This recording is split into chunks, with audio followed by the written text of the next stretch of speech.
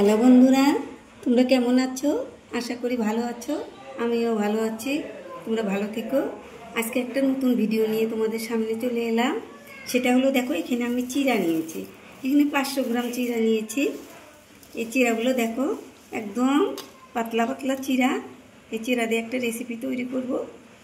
তোমরা দেখবে, পুরো ভিডিওটায় মিস করবে না, কিন্তু দেখবে আর সঙ্গে থাকবে।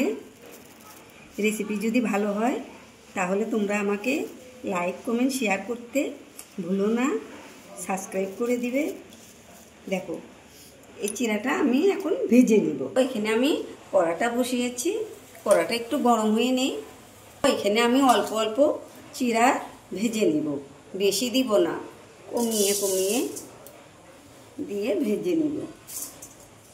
দেখো এই চিড়াটা আমি আস্তে আস্তে এটা ভেজে নিব।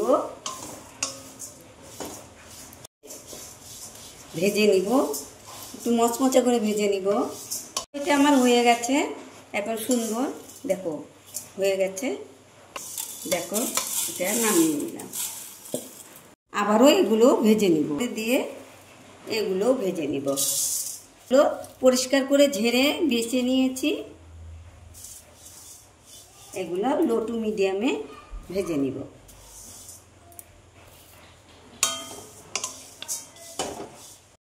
দেখো আমার চিড়াগুলো ভাজা হয়ে গেছে। দেখো সুন্দর একদম মচমচে হয়েছে, গুঁড়ো হয়ে যাচ্ছে। এটা আমার ভাজা হয়ে গেছে। আমি কড়াতে দেখো চিনি দিয়ে দিব। দেখো 1 বাটি চিনি আমি কড়াতে দিয়ে দিলাম। একটু এই 2 চামচের মতো আমি একটু জল দিয়ে নিলাম। দিতেও পারো, নাও দিতে পারো। এটা আমি ক্যারামেলের মতো হবে। দেখো দেখো আস্তে আস্তে একটু আমি লাগিয়ে দিব। দেখো ক্যারামেলের মতো হচ্ছে। দেখো এটা হয়ে গেছে। এখানে আমি চিড়াগুলো দিয়ে দিব। এটা কিন্তু লাড়ু তৈরি করব না, এটা মিষ্টি চিড়া হবে। দেখো আমি অল্প অল্প চিড়া এখানে দিয়ে দিব, সবগুলো একসঙ্গে দিব না।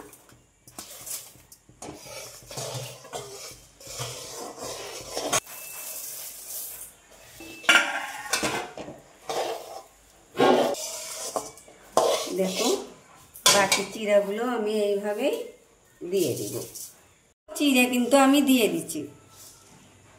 দেখো এখন এইভাবে আস্তে আস্তে আমি নেড়ে চেড়ে দিব। একদম ঝরঝরে হয়ে যাবে। আমার হয়ে গেছে, এখন আমি নামিয়ে নেব।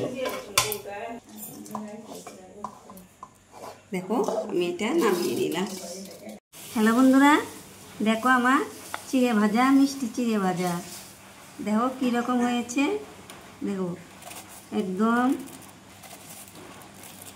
সুন্দর হয়েছে। এইরকম চিড়ে ভাজা তোমরাও এইভাবে বানিয়ে এরকম কৌটার মধ্যে রেখে দিবে, মাছ ভরা খেতে পারবে।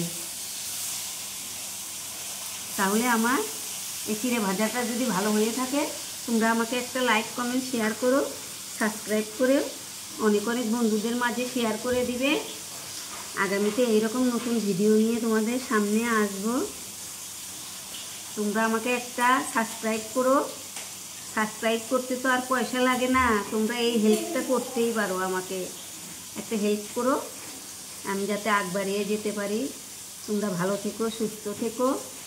আগামীতে আবার দেখা হবে। থ্যাংক ইউ বন্ধু।